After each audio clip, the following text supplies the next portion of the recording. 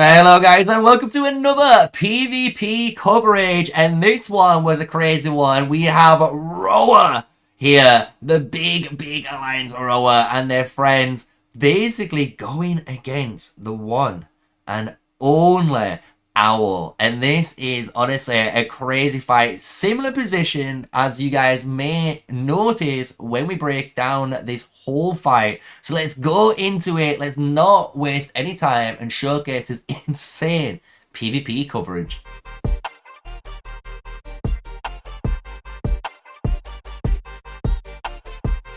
Hello guys, yes, smash a like, comment, and subscribe for more daily videos with me and MrSneakyy, the one and only. And honestly, you guys have been liking the newer style of the PvP content, how I've been able to kind of like pre-edit and get this nice kind of like highlight montage and break down everything that's been going on, obviously, in these fights, right? So here we've got ROA and their allies or union, ROA, all together pushing into Owl and DBB. And what you kind of saw there, honestly, in the intro was honestly a little bit of strategy, I think, that we spotted during the live stream. They all pulled down to the south side to get all the Owl troops there, and knowing it takes them quicker time to get to this area where they actually want to attack, they just do a quick 180 roll all the way around, and without any forces, push through. And look at this, man. This is devastating when we see ROA push their very first trigger in this fight. And honestly, this is again a fight similar, if you remember the earlier videos that's been coming out, the Noir and VVV. It's in the same area. Honestly, the same magma kind of lava bridge zone in T1 in the same region. It's amazing that a lot of people are kind of getting stuck here.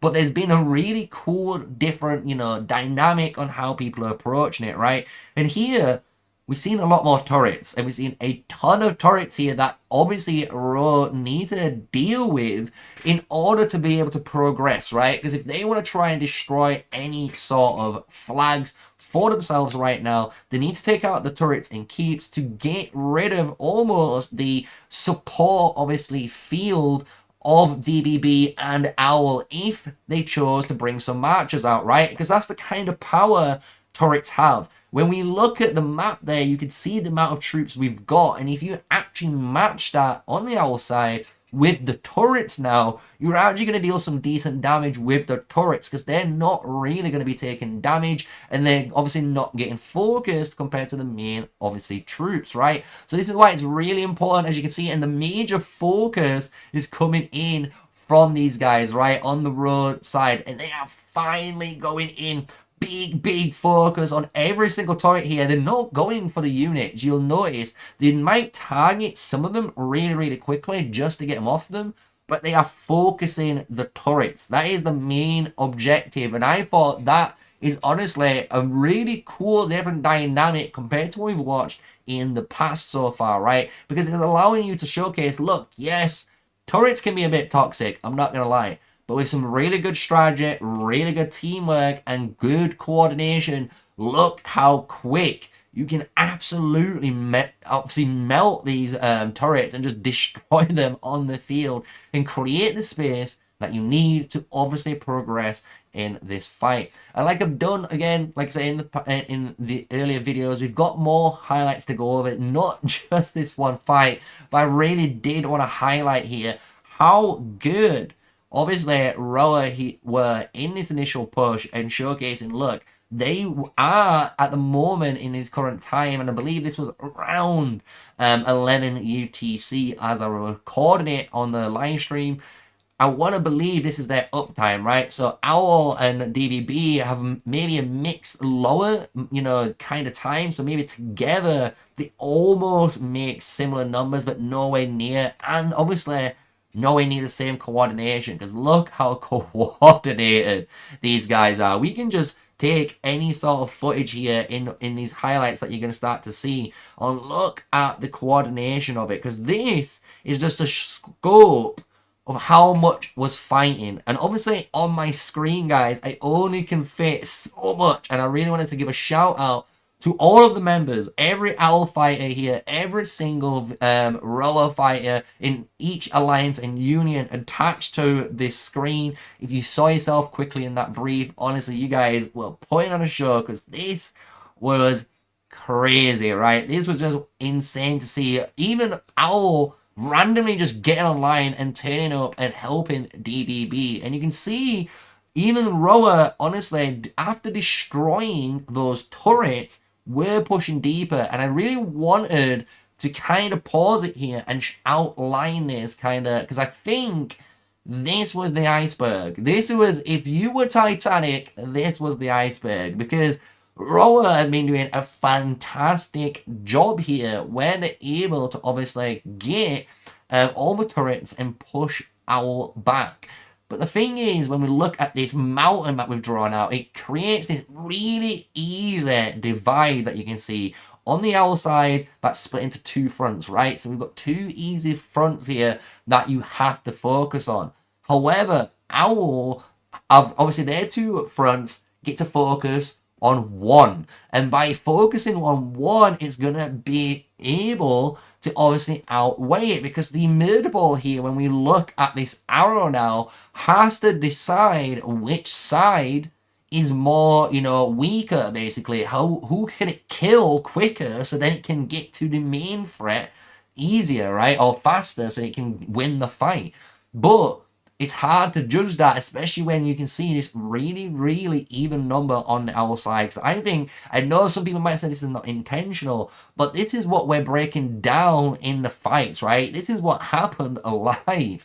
And we're just showcasing, look, from a neutral standpoint, look at the different 1-2s compared to the 1 on the other side. So I just wanted to showcase that in this little bit of footage of how I think this might have been the iceberg. Because you're going to start to see now, once these guys start pushing in, the Owl guys are going to start winning. They're going to start slowly chipping away with really good poke damage on people out of position, and obviously taking that area of effect damage, the scorch damage, to other members. Like the time bomb, we can just see, if we pause it right here, is a prime example of it. You can see this time bomb bang in the middle of the screen. Just showcases what the guys were doing on the Owl side. We're just trying to poke and get chip damage basically through, and that allows them to get the kill, right? And it allows them to push through. So honestly, really, really good props here. And this is where we're going to now see the resurgence of Owl. So Owl now, like I said, being able to pull these guys all the way back now are taking full advantage of it. And you can see Roa pulling back. And obviously this could be a decision on the Roa side, but I do believe it wasn't on their decision, because look, DBB have shown up, and even with this fight, they are trying to destroy this flag just above here, and we can pause it here, and you can see this kind of open field. And I am going to start to draw some nice lines to showcase this, but look at the current state of the battlefield. And some people would assume Raw maybe retreating back to be with all of their troops, because they've got more troops, and obviously they're going to kill them, right? So let's draw the lines, because the lines is what's going to kind of tell the story of this. Because you can see a very, very beautiful line. Look at this line. It's beautiful. And now look at the rower side. It's very kind of clumped. And this is the problem, because now, and this was so quick, and you can see it already happening, this line is going to start to change its angle and close the actual area. And look at this now happening right in front of us.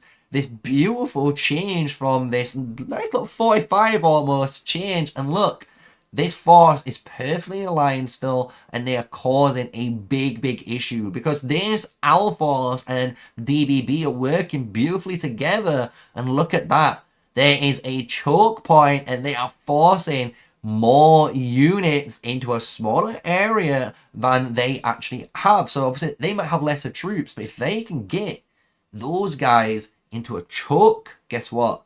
All of that area of effect damage is going to pay off. And look at this. Look at this. Is basically a military wet dream, honestly. Or you might have less troops here. You might have less troops here compared to ROA. But guess what? Your troops are perfectly spread out, and the rogue troops are in this very tight, compact zone, meaning any of your mages here with all of your area of effect damage, all of your area of effect artifacts, are getting that maximum value. And I just think, guys, if you don't appreciate this style of gameplay and how to break down on why Call of Dragons is easily the best PvP game on mobile device, and you can obviously crossplay on the PC as well, so you never lose your progress, I don't know what's wrong with you. Because look at this beautiful take back from the Owl members here, and I just wanted to say, look, this is just part of the game, right? And we've got more to show. This is just, again, highlights similar to the VBV and Noir fight, where I've shown it kind of like a montage of time, you know, elapsing right now. And you can see, like, in this, things are in the same boat. You know, we're in this middle section. Kind of fights are breaking out. Nothing too crazy, right? But there is fighting. And this is going on hours after hours, guys. This was not just happening, you know, for 10-15 minutes, which is scary. And this is, again, hour after, maybe about, I would say about 45 minutes after the last clip. And look, they are still fighting strong. And we can see, again, a beautiful line setup. So let's actually pause the video here and let's talk about this line setup, because this is a little bit more in-depth, and I think without going, you know, too boring on you, I do want to just explain this, because I think you guys who really want to showcase, you know, the outside of the battlefield, because obviously you might love all the animations, but zooming out gives you a better picture of what's going on, right? Because the green line represents, obviously, Owl's line. So this is where, if they go into, you know, this little zone, just where my finger is, anyone in this zone now, the middle bit, that's kind of like no man's land. So if you're stepping in, you're going to get killed most likely, right? But what you're going to notice, though, is the red line, there's a gap now being created. And you can see this gap being created. And because that gap is being created, look at what the response of these guys are. And you can see, if we pause it now, obviously they've moved this easy space. You can see it. This is the new line. But look, these guys have moved the exact same distance. It's beautiful. It's almost like a mirror image, right? And I just think when you start to see this in the battlefield, and you kind of zoom out and kind of try to understand what's going on, maybe if you're walking there, you know, maybe you're walking to the battlefield right now because you're refreshing your troops, or you're, you know, you're doing something in that regards, you'll be able to understand what's going on when you come back. And I think that's a very important thing to have if you really want to be a really good PvP player, right? And the thing is, just kind of like we did in the other video, before we segue off into some more clips onto this, we will showcase, guys, obviously the current state of this battlefield of the recording. So obviously I've recorded this on the 16th late at night, so when we go into the main game, I will give you the correct timestamp so you know how far on this has been, because this has started easily since about 10 UTC, and it's been, not even that, probably even 7 UTC on the 16th, and it's been going on constantly all day, non-stop, backwards and forwards, right? So what we can see now, though, and this is, I think, a nice little just change, a little shift in the gears on, you know, what just kind of represents what happens in, you know, the game, is like nothing kind of happened, right? It hit a stalemate for hours and hours, but then out of nowhere, ROA decided to go for round 2. Round 2 was as devastating, honestly, as round 1. Like, these guys came out for blood, guys. Absolute carnage. This is what we're about to witness. And the thing is, which is crazy, and I was taking a little bit of joke about it when we were live streaming this PvP footage, you will see some Tohas. And I'm not going to lie, guys, when Toha gets to fire off his damage, It's scary. It is scary. I am watching some guy take 3,000, 3,000, 3,000, 3,000, 3,000. He takes literally 16.5k damage because it does 3.3k each hit. So fast. Honestly, sometimes it's kind of terrifying to watch when it goes off. So it's scary when you see this. But look, Roa, like I said, and I didn't really need to commentate over this because the gameplay honestly speaks for itself, if I must admit. But look how dominated they are now. They are pushing forward. They are going so hard and trying to obviously clear out Owl and obviously DBB at the same time to clear all of that space so they can destroy the flag, right? But, and this is the big but, and you guys love when I say the big buts, and obviously buts cannot lie, as you guys know. This isn't the end. This isn't the end. Even though Roa do some fantastic push work here, and we can see it. Look at the space they've just come from. All the way from the peak, all the way down here. They're destroying the keep. They're destroying roads. They're destroying flags. They're trying to just kill anyone who's on site. Like, they're doing so much work here. It's just crazy, right? But if we go into the main game now, because if we fast forward this, you'll notice the footage is going to just be pretty much the same. I'm not going to lie to you guys. Look, this is all the same. If we go into now the main game, what you'll notice is, and this is, again, recorded around 8 p.m. now of the 16th, we're at a stalemate. And Owl are online. And Owl and DBB are being online, and if we look on the top side, Roa are not looking that cushy on the numbers. So it's going to be fun if you guys watch this video. I know this will have probably come out the day after, and obviously we might have seen what happens after. But it will be interesting to see the developments. And if you've watched this video, you know, before, and then you've checked out what's happened in 2306, it'll be quite maybe a shock, because I want to see how this fight develops, right?